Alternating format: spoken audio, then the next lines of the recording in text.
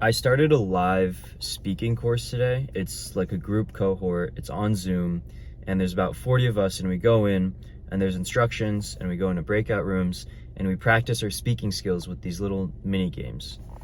And I realized today that I suck at speaking, which is an amazing realization to have because and I've talked about this a little bit in the past few days, but I have this perception of who I am, how good I am at certain things. And among the things that I generally think myself to be good at, I think speaking and communicating is one of them. And generally, I think this is true. In friendships and relationships, one-on-one conversations, I feel like I'm able to express myself pretty well. Not always the most succinctly, but I can get the point across and I can convey my values given enough space and time to sort of work up to them. But what I'm particularly bad at, which this course is a bit more focused on, is being concise and speaking powerfully and confidently in a group setting when I fully have the floor to myself, commanding presence and holding that in front of strangers or even people that I know. And I'm realizing that this skill is not something that I would have picked up because it's so scary. Without accountability, without this course, I would have gone most of my life thinking that I'm fine at it and I don't need to work on it. And I read this quote today in a book, but a Scott Adams book, and he says that embarrassment is the solution to boredom. And what he means by that is embarrassment is this feeling that we tend to want to avoid. It feels like social death. It feels like, it's infringing upon our ego and our self-perception. And it absolutely is. It challenges who we think we are. But embarrassment is powerful, especially if you feel stagnant in life, because it directs you out of your comfort zone.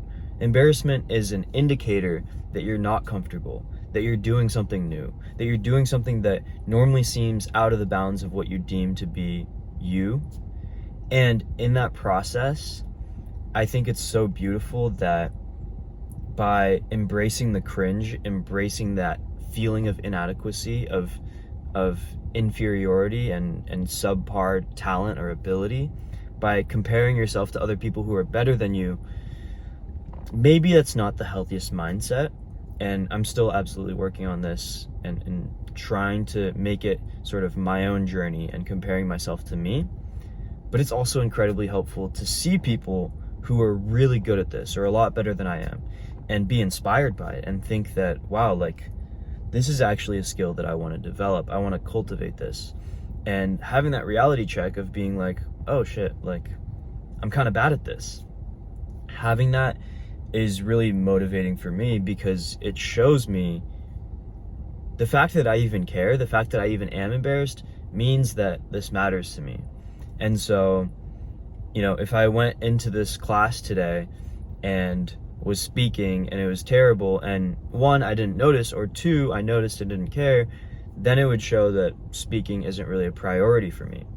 But the fact that I cringed so hard when I was doing the ums and ahs, and I was stuttering, and I was struggling to find words, I was ending sentences on questions and trailing off, that confrontation with the objective, like almost dissociating and seeing myself, seeing what I was doing, and the cringe of that made me realize, like, oh, there's a part of me that has a vision of myself.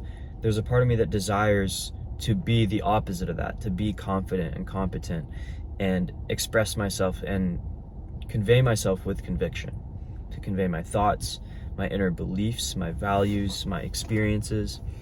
And I realized that this is really connected with some of the stress that I've been feeling with these interviews, job interviews that I've been doing.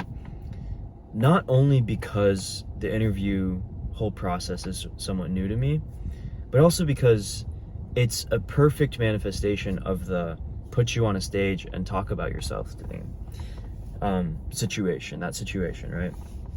Because I am much more used to having a one-on-one conversation with someone where it feels like we're giving and taking equally, or even I tend to ask more questions. I tend to investigate more, and I want to know more about you. I want to, ping pong back and forth.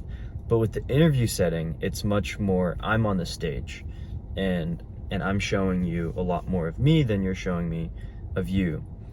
And I think there's certainly a part of it where I do want to involve the interviewer more. I want to ask more questions, be curious, make it involved, make it a team effort.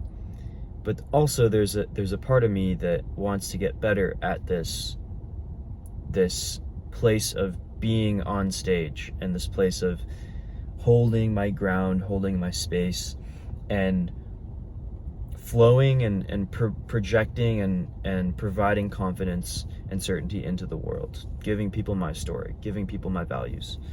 And it's always been scary for me. I had to be pushed into it. I remember one of my first really good friends in high school, when I transferred high schools, she asked me some questions about my family and about myself that nobody had ever asked me. And that was, even though that was a one-on-one conversation, that was difficult, talking about myself. And over the past, it's been like 8-9 years, I've been on this journey of learning about myself so that I can answer those questions, so that I can speak about myself in a way that's compelling, but also truthful and true to my experience, and share kind of who I am and what I've learned and what I care about.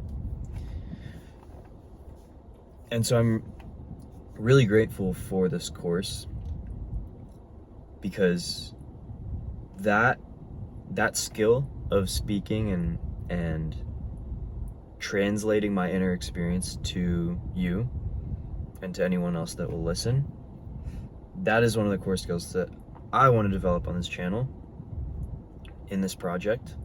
And so I'm really excited to integrate these things together and have this feedback loop, while also being able to practice my speaking, sharing my stories, and so on and so forth. So yeah, that is all I wanted to share for today. Thanks for watching, and I'll see you tomorrow. Peace.